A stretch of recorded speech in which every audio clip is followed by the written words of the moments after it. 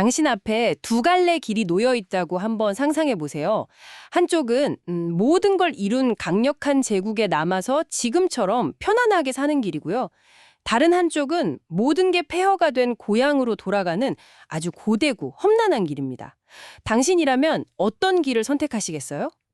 오늘 우리가 함께 파고들 자료는 물맷돌 TV라는 유튜브 채널에 올라온 한 설교 영상입니다. 성경 에스라서에 나오는 이야기인데요.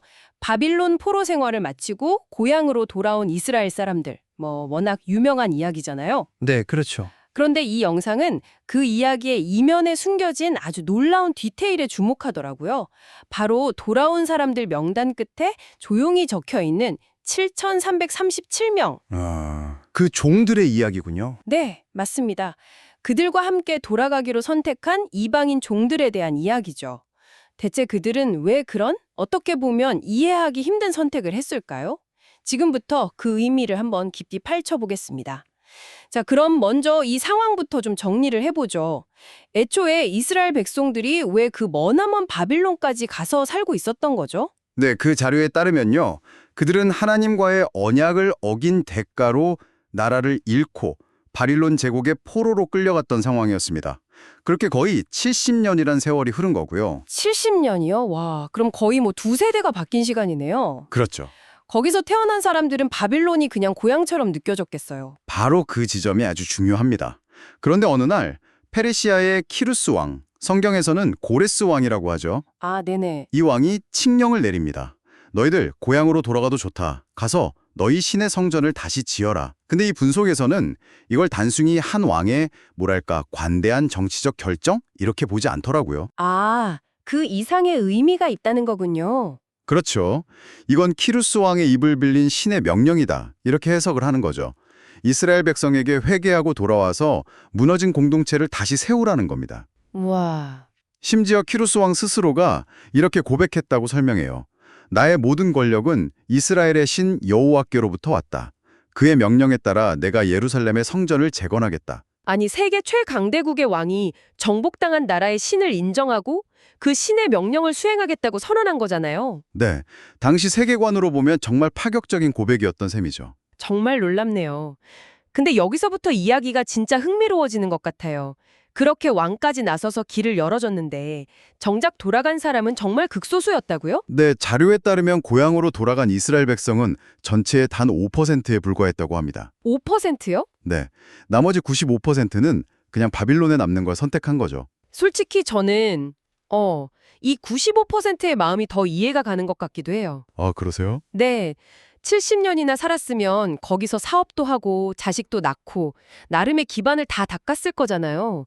그걸 다 버리고 폐허가 된 땅으로 돌아간다. 아, 이게 쉬운 결정은 아니었을 것 같은데요? 맞습니다. 그래서 이 분석이 그 95%와 5%의 차이를 영적인 준비 상태에서 찾는 겁니다. 먼저 바빌론에 남은 95%는 말씀하신 대로 이미 그곳의 삶에 깊이 뿌리를 내린 사람들이었어요. 신의 명령을 듣긴 들었지만 그걸 자신의 삶을 막 송두리째 바꿀 절대적인 명령이 아니라 선택 가능한 옵션 정도로 여겼다는 거죠. 아, 갈 수도 있고 안 갈 수도 있고. 는 이들의 마음을 예수님의 비유에 나오는 길가에 떨어진 씨앗에 비유합니다. 말씀이 뿌려져도 새가 와서 먹어버리는 마음에 전혀 담기지 않는 상태인 거죠. 세상의 성공이나 안락함 같은 그런 것들이 더 중요하게 느껴졌다는 거군요. 그렇죠. 그럼 반대로 돌아가기로 한 그 5%는 어떤 사람들이었을까요? 이들은 포로 생활의 고난 속에서도 수십 년 동안 신앙을 지키면서 바로 이날을 준비해온 사람들이라고 설명해요. 준비를 했다고요? 네, 자녀들한테 계속 가르친 거죠. 우리가 왜 이렇게 되었는지, 우리의 죄 때문에 나라를 잃었으니 회개하고 돌아갈 날을 준비해야 한다고요.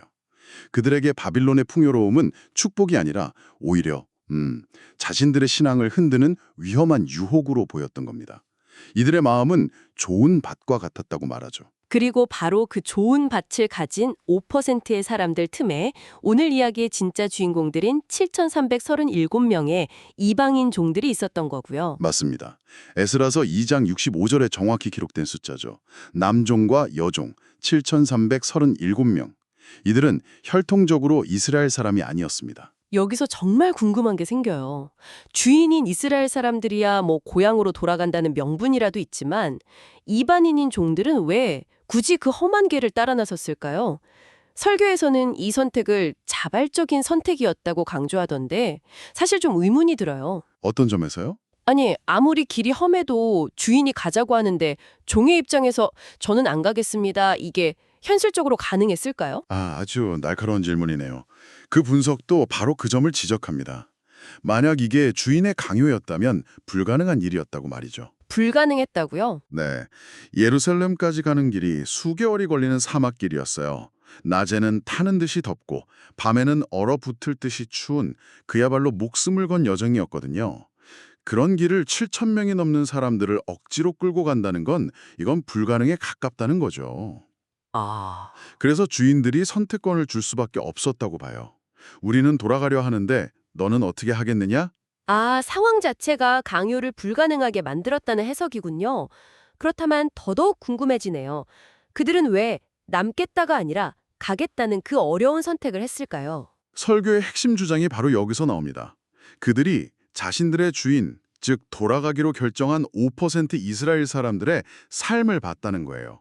삶을요. 네, 매일같이 하나님의 말씀을 묵상하고 자신들의 죄를 회개하면서도 돌아갈 날을 소망하며 기뻐하는 그 주인의 모습을 옆에서 계속 지켜본 거죠. 그 과정에서 저들이 믿는 신이 진짜 신이구나. 저들을 따르는 삶에 진짜 생명이 있구나. 이런 깊은 감화와 깨달음을 얻었다는 겁니다. 결국 만남의 문제로군요. 누구를 주인으로 만났느냐가 그들의 인생을 완전히 결정한 거네요. 정확합니다. 그래서 만남이라는 주제가 자연스럽게 연결되는 거죠. 만약 이 종들이 바빌론에 남기로 한 95%의 주인을 섬겼다면 아마 그들의 운명도 완전히 달라졌을 겁니다. 그렇겠네요. 여기서 설교는 구약 성경의 중요한 인물인 룻을 언급해요. 룻기. 네, 룻 역시 이방 여인이었지만 모든 것을 잃은 시어머니 나오미를 따라 나서잖아요. 어머니의 백성이 나의 백성이 되고 어머니의 하나님이 나의 하나님이 되리니 이 고백을 하죠. 7,337명의 선택을 바로 이 룻의 고백과 같은 영적인 결단으로 보는 겁니다. 주인의 하나님이 나의 하나님이다. 와, 그 고백 하나로 자신의 모든 미래를 거는 거네요. 정말 대단한 믿음인데요. 그들은 주인의 옷자락을 붙잡은 셈이죠. 이 주인을 따라가지 않으면 나는 영원히 바빌론의 종으로 남을 수밖에 없다는 것을 영적으로 직감한 거예요. 그 간절함이 그들의 발걸음을 예루살렘으로 향하게 한 원동력이었다고 분석합니다. 여기서 또 하나의 역설적인 해석이 등장하죠. 사회적 신분은 분명 종이었던 이 7,337명을 설교는 진정으로 자유로운 자라고 칭해요. 반대로 바빌론에 남은 95%의 자유인들은 보이지 않는 사슬에 묶인 노예라고 말하고요. 네, 그렇죠. 이 개념은 흥미롭지만 조금은 이상적으로 들리기도 해요. 당장 몸이 묶여있는 종의 선택을 진정한 자유라고 하고 제국에 남아 편안하게 사는 자유인을 노예라고 부르는 건 너무 역설적인 해석 아닐까요? 네, 맞습니다. 세상적인 관점에서는 말이 안 되는 이야기처럼 들릴 수 있습니다.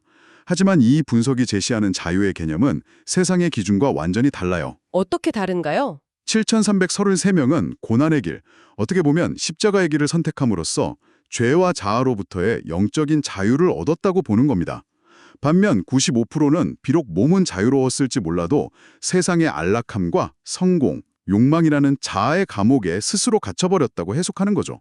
자아의 감옥이요? 네, 육신의 정욕, 안목의 정욕 같은 보이지 않는 사슬에 묶인 노예 상태였지만 정작 스스로는 그 사실을 몰랐다고 지적해요. 결국 진정한 자유는 내가 처한 환경이나 신분이 아니라 내가 무엇을 향해 나아가기로 선택하느냐에 달려있다는 메시지네요. 네, 설교는 십자가를 지는 것이 진정한 자유라고 단언합니다.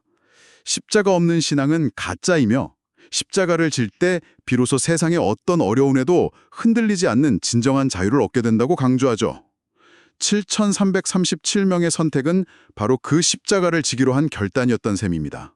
듣고 보니 이 이야기는 결국 만남의 중요성에 대한 이야기로 귀결되는 것 같아요. 7,337명의 종들은 신실한 주인들을 만났기에 인생이 바뀐 거잖아요. 맞습니다. 그래서 설교 후반부에서는 인생의 중요한 7가지 만남을 이야기합니다. 나를 낳아준 부모와의 만남, 형제, 친구, 스승, 배우자와의 만남 같은 것들이죠. 그리고 이 모든 만남을 회복시키고 완성하는 가장 결정적인 만남이 바로 예수 그리스도와의 만남이라고 강조합니다. 아, 모세나 사도 바울 같은 인물들을 예로 들더군요. 그들의 인생도 결정적인 만남 하나로 완전히 뒤바뀌었으니까요. 그렇죠. 모세는 하나님과의 만남을 통해 이집트 왕궁의 모든 보화보다 하나님의 백성과 함께 고난받기를 더 가치 있게 여겼습니다. 사도 바울 역시 자신이 가졌던 세상의 모든 학문과 지위, 이런 것들을 배설물처럼 여기고 오직 예수를 아는 지식을 가장 고귀하게 여겼죠. 와, 이처럼 누구를 만나느냐가 인생의 방향과 가치를 결정한다는 겁니다. 7,337명에게는 돌아가기로 한 5%의 주인들이 바로 그런 인생을 바꾸는 결정적인 만남이었던 것이죠. 오늘 우리가 살펴본 분석은 고대 문서의 한 구절 7,337명이라는 작은 숫자에서 시작해서 선택과 믿음, 진정한 자유, 그리고 만남의 가치라는 거대한 이야기로 우리를 이끌었네요. 바빌론에 남은 95%의 선택도, 예루살렘으로 돌아간 5%의 선택도, 그리고 그들을 따라 나선 7,337명의 선택도 모두 저마다의 이유가 있었을 겁니다. 이 분석은 결국 우리에게 이렇게 말하는 것 같아요. 삶의 많은 조건들은 우리가 선택할 수 없지만 가장 근본적인 방향만큼은 우리 자신의 선택에 달려 있다고요.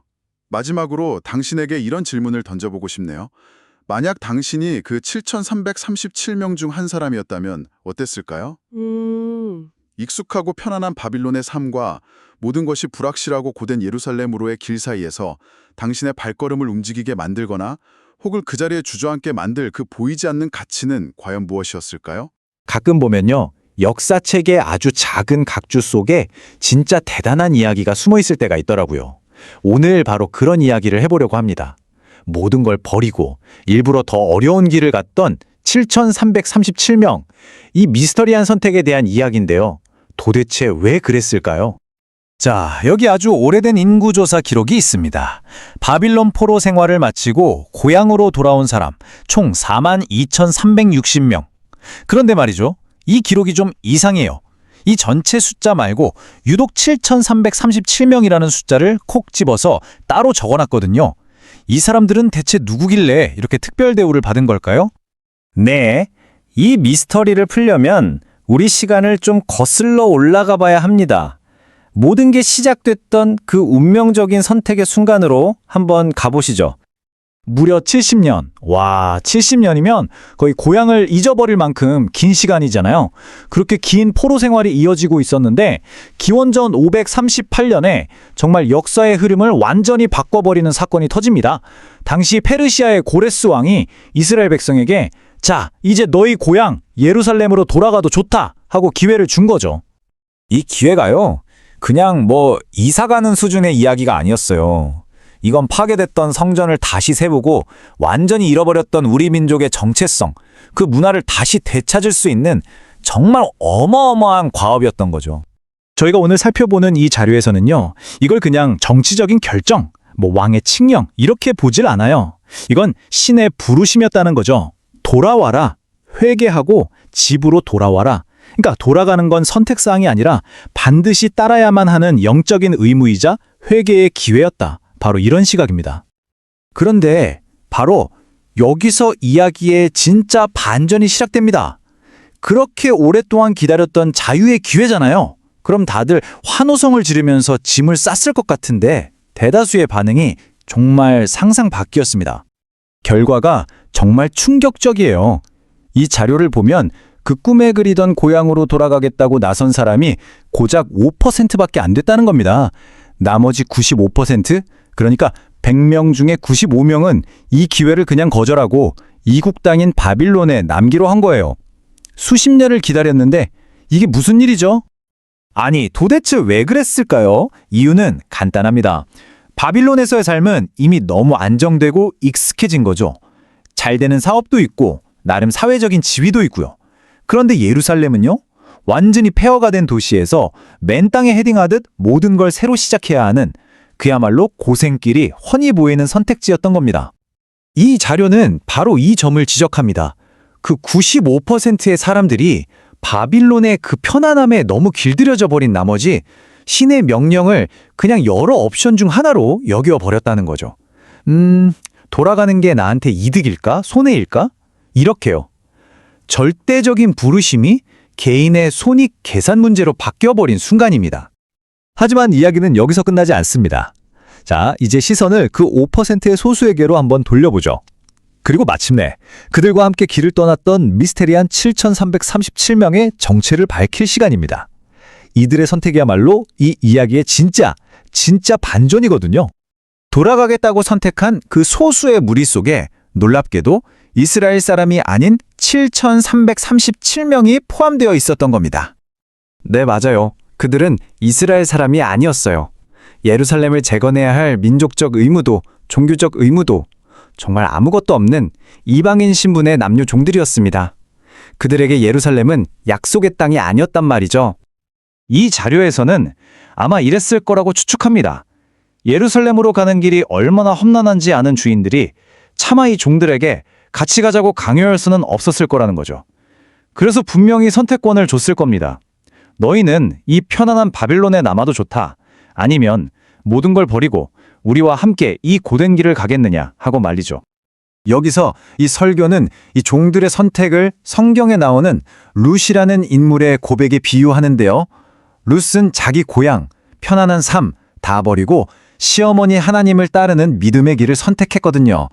바로 이 7,337명의 선택이 그 룻의 선택과 똑같았다는 겁니다. 아니, 그럼 아무런 의무도 없던 이 사람들은 도대체 왜 이 고생길을 자처했을까요? 이 자료는 그 이유를 이렇게 설명합니다. 그들은 자기 주인들의 삶 속에서 진짜 믿음이라는 걸 본 거예요. 눈앞의 편안함보다 훨씬 더 위대한 가치가 있다는 걸 발견한 거죠.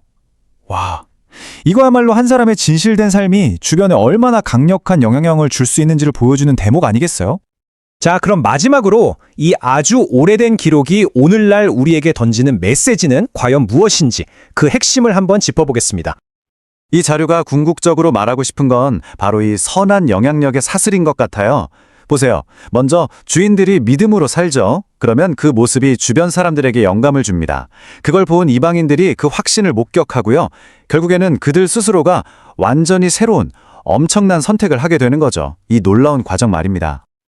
그리고 바로 여기에 이 이야기의 가장 역설적인 정말 아이러니한 진실이 숨어 있습니다. 법적으로는 자유인이었던 95%의 사람들, 이들은 결국 안락함이라는 보이지 않는 감옥의 포로로 남았어요. 하지만 반대로 신분상 종이었던 이 7,337명은요, 더 위대한 목적을 위한 선택을 통해서 그 누구보다도 더 진짜 자유를 얻게 된 겁니다. 제가 이 이야기에서 정말 인상 깊었던 부분이 바로 이겁니다. 그들의 이름은 하나하나 기록되지 않았어요.